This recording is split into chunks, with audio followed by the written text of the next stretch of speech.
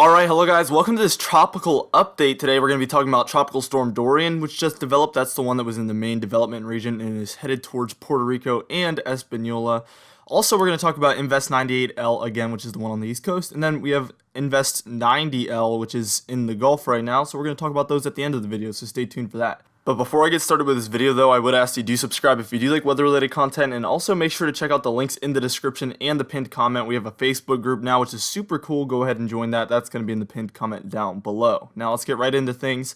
We're looking at satellite imagery for Tropical Storm Dorian, and not looking too hot right now, but we do have some thunderclouds out there. I'm expecting this one to do just fine. It looks like it's going to develop into a Category 1 hurricane at least, but I think a strong tropical storm is a safe bet at this point. Now here's a NOAA's forecast for this one. You can see we are at tropical storm status already. We look to stay in tropical storm status till about at least into Tuesday, and then by Wednesday at 2 a.m. we look to head into tropical or hurricane Category 1 status. But I really think that there's only about a 50% chance of that happening, and then back into tropical storm status, and it looks to hit the Dominican Republic and Haiti directly, which, again, like I said in my earlier videos, this is best case scenario. It's going to hit those mountains and likely break up. If it goes to the north of Dominican Republic and misses that, it's going to probably develop further. Now, here's your spaghetti model guidance, and you can see most do have this one hitting directly into Haiti and Dominican Republic. Again, lots of mountains there. Would break this one up quite nicely. Also, Puerto Rico gets hit directly on a few of these, but there is a few that take this one just missing Haiti and Dominican Republic, and with these spaghetti models, they do update a lot and change where they're looking to take this one, so it is possible still that this does not hit the Dominican Republic or Haiti at this point. It just looks like the most likely outcome at this point.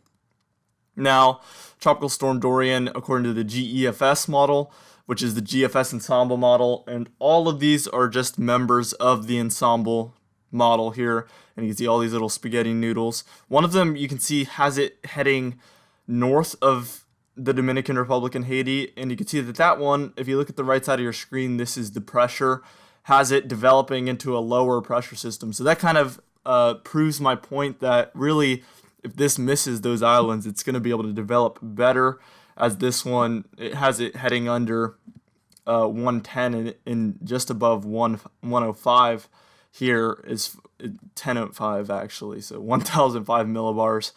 If it heads north of the Dominican Republic, so that would be best news for it developing, but really the best news for us would be if it hits Dominican Republic and Haiti as a strong tropical storm. They're used to that. It wouldn't cause too much damage and wouldn't be able to develop any further.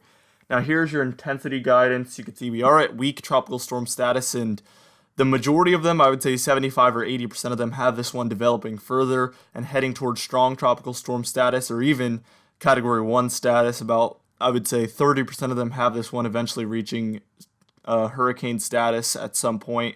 But then there's about 5 of them that have it weakening from this point. We'll have to see what happens. I think it's going to intensify from this point though.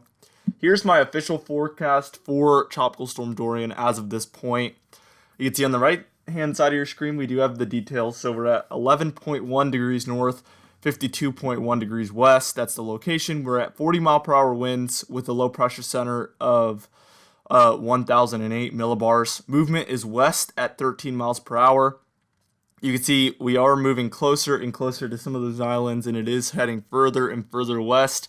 And really in the cone of uncertainty, Puerto Rico, Dominican Republic, and Haiti are all on this. You can see Haiti and Dominican Republic are right in the middle, so they look most likely, but it can go south, can go north. It can do whatever it wants at this point, and we don't really know where it's going to go until we get some updates. So we are going to make some updates as this one gets closer and closer and closer, but most likely it's going to hit Dominican Republic and Haiti at this point. Now we're going to get into 98L here, which is the one along the East Coast. Here's your satellite imagery. You can see there is some tall thunderclouds in there. I believe they are going to send the hurricane plane into there at some point later today, so we will get further updates for this one. But you can see it's pretty far offshore of Florida now. And as we look at those spaghetti models, it does look to say well offshore of Florida, or of the entire East Coast, and maybe hit Newfoundland and as well as some of those other areas in Canada, like Nova Scotia, areas like that. So or it could go further offshore and really not affect those areas. Hopefully that's the case, but it is possible that it does hit some of those really eastern regions in Canada. Now here's your intensity guidance for this one. You can see it does look to have about a 50% chance of becoming a tropical storm at some point, but there is a 50% chance that it doesn't even reach tropical storm status and just stays under, which would be best news at this point.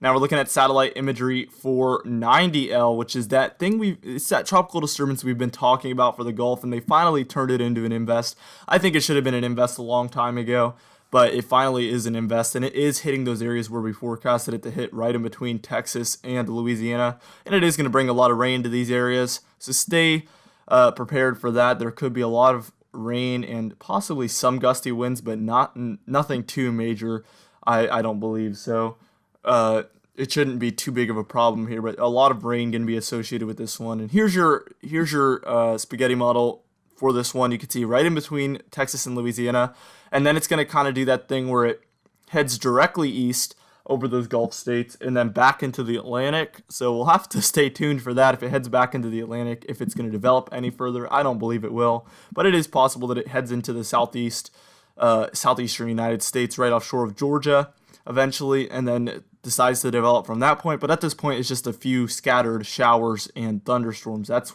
basically what we have in the Atlantic right now.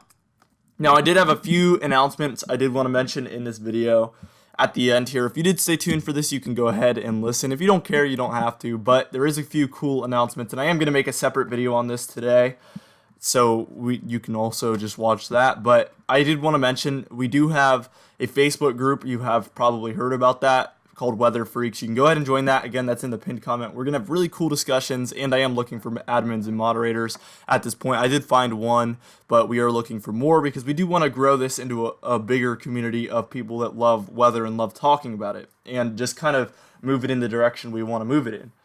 Also, there's a few other announcements. You might have heard about this, but I doubt you have. We do have two different YouTube channels that are associated with direct weather that have just come out recently in the last month, but there hasn't been any content uploaded, so they only have about 20 subscribers. Direct Weather Europe and Direct Weather Canada. I have big plans for these, and I am looking for people to be able to help me with those channels or possibly even run them. So if you are interested in that, my contact email is in the bottom of my description. If you are, I would say over the age of 16, preferably or over 18, but if you are 16, in between 16 and 18, I might take you in if you are very qualified for it, but preferably you're over 18 years old and you do know something about weather. Obviously, if you want to run the Direct Weather Europe channel, I would prefer that you do live in Europe. That would be preferable. And if you live in Canada, that would be awesome. But if you live in the United States, I think you might have an idea of how Canadian weather works enough to where you'd be able to help with that channel a lot, make videos, and potentially even make money. So it is a good opportunity for especially young people that just want to make YouTube content. There is some bonuses there, obviously, but I do want to get those channels going because I have a lot of viewers from Canada that have been asking, please make videos about Canada. So I went ahead and made a separate channel actually just for Canada, and hopefully that's going to be awesome. I'm hoping that the quality is going to be just the same as this channel for Canada and as well as Europe, and I want to grow those because I've heard there isn't a lot of good Canadian weather YouTube channels. There might not even be any, I don't know. As well as Europe, I don't know if there's any good YouTube channels for that, but we want to bring the direct weather quality to those two different regions of the world and be able to make forecasts for you guys. So if you are interested in those positions, or also to be a moderator in the Facebook group, or just join the Facebook group, check the pinned comment. And if you are interested in the two channels, please contact me in the description at the bottom. You can find my contact email, directweathercontact@gmail.com, I believe is what it's called. So you can go ahead and click that, and you'll be able to email me about, just say you're interested, and I'll probably strike up a conversation with you if you are interested in either of those positions. And also, I'm gonna stick the Direct Weather Canada and Direct Weather Europe channels in the description, or maybe even in the pinned comment, where you can go and subscribe to those if you do live in those regions, or if you just want to show support, you can go ahead and subscribe just to get us rolling, because we do have huge plans for that. Again, I'm going to make a separate video on these two topics later today, I believe, so stay tuned for that. I'll have more details there. Hopefully you guys enjoyed this video. Thank you for hearing me out on those announcements.